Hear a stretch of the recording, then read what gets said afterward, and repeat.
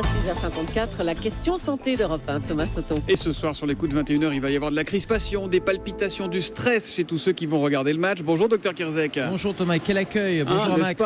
Bonjour, on sourit, mais peut-on vraiment se rendre malade quand on vit pleinement le match, que ce soit à la télé ou à la radio ?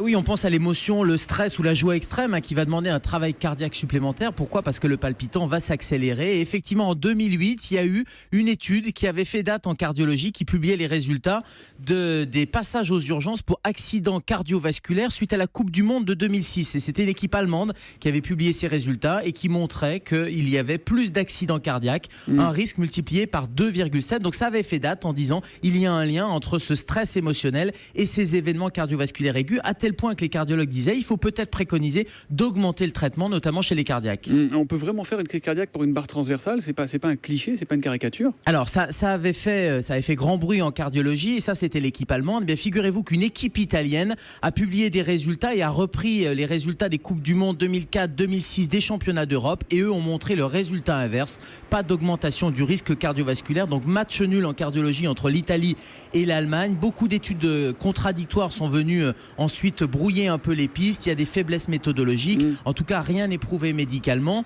Mais il faut être raisonnable, c'est-à-dire qu'on imagine bien que quand on crie, quand il y a une joie extrême ou quand il y a un stress au contraire, on peut imaginer que si le cœur est déjà fragile, il vaut mieux maîtriser ses émotions. Puis ça reste du foot, il faut gérer son stress pour éviter d'avoir quelques soucis cardiovasculaires. En revanche, il y a des choses qui commencent à être prouvées. Il n'y a pas que le cœur, il y a le risque d'accident vasculaire cérébral.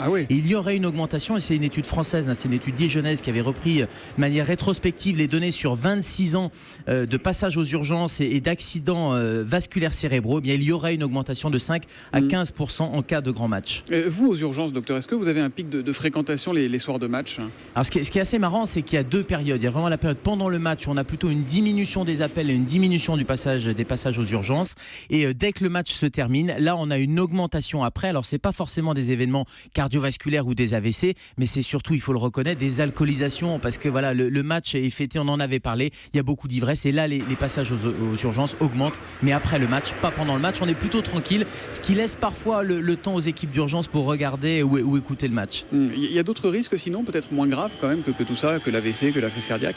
Alors on parlait des alcoolisations, c'est vraiment le gros des services d'urgence, les ivresses aiguës, les comas éthyliques, et puis tout ce qui va être bagarre, play, il faut le rappeler, il faut quand même gérer, là aussi ça reste du foot et les affrontements entre supporters, on a connu quelques événements malheureux, c'est surtout les plaies accidentelles aussi, et ça c'est le lot quotidien des services d'urgence, et puis surtout, et ça c'est pas étudié, c'est un événement festif, il y a des effets positifs sur la santé, donc il ne faut pas bouder son plaisir non plus. On parle souvent des endorphines, ces hormones du plaisir. Ces hormones du plaisir, quand il y a une joie extrême, elles vont sécréter dans l'organisme, et donc ça c'est les effets positifs sur la santé, c'est un effet quasi antidépresseur et il faut en parler là aussi. Ça c'est pour Blaise, Antoine, Paul et Dimitri, les joueurs de l'équipe de France, de nous faire grimper les endorphines. Docteur Kirzek, docteur officiel de l'équipe d'Europe 1, qui sera là demain à 7h-5 pour une consultation d'après-match. À demain matin, Gérald. À demain Thomas, bon match.